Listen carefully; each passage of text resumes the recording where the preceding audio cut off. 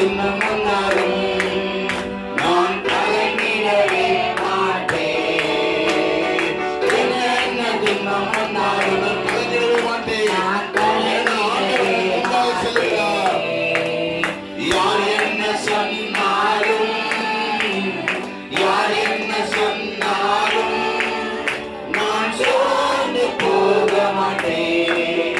நான் சோர்ந்து போக மாட்டேன். கிறிஸ்துவுக்குள் வாழும் எனக்கு எப்போதும் வெற்றி உண்டு. கிறிஸ்துவுக்குள் வாழும் எனக்கு எப்போதும் வெற்றி உண்டு. வெற்றி உண்டு, வெற்றி உண்டு, வெற்றி உண்டு. எனக்கு வெற்றி உண்டு, வெற்றி உண்டு, வெற்றி உண்டு. வெற்றி உண்டு, வெற்றி உண்டு, வெற்றி உண்டு. எனக்கு வெற்றி உண்டு, வெற்றி உண்டு, வெற்றி உண்டு. ஹல்லேலூயா. ஆண்டவர் நம்மை நடத்தி செல்லுகிறவர். சங்கீதம் 23 நம்ம வாசிக்கிறோம். கர்த்தரின் மெய்ப்பராய் இருக்கிறார், நான் தாழ்ச்சி அடையேன். ஹல்லேலூயா. ஆண்டவருடைய மெய்ப்பர், எனக்கு ஒரு குறை இல்லை, எல்லா என்னுடைய தேவைகளை என் மெய்ப்பர் பார்த்துக் கொள்வார். ஹல்லேலூயா. நம்முடைய வேலை என்னன்னா, அவர் காட்டுற பாதையில அவர் பின்னாடி நம்ம போறதுதான் வேலை. ஹல்லேலூயா. சில நேரங்கள்ல பாதைகள் கடினமா இருக்கலாம், ஆனாலும் தேவன் நம்ம நல்ல பாதையில் நடத்துகிறவர். ஹல்லேலூயா. நம்ம நினைப்போம் நமக்கு சுலபமான எளிமையான ஒரு பாதையில நான் நடக்க வேண்டும் என்று. துன்பமே இல்லாத, பாடுகளே இல்லாத, கண்ணீரே இல்லாத, கவலைகளே இல்லாத, போராட்டமே இல்லாத ஒரு வாழ்க்கையை நம்ம விரும்புகிறவர்களா இருக்கலாம்.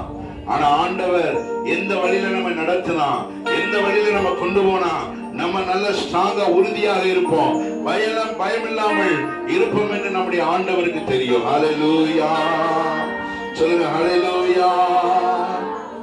என்னென்ன துன்பம் வந்தாலும் நான் கலங்கிடவே மாட்டேன்.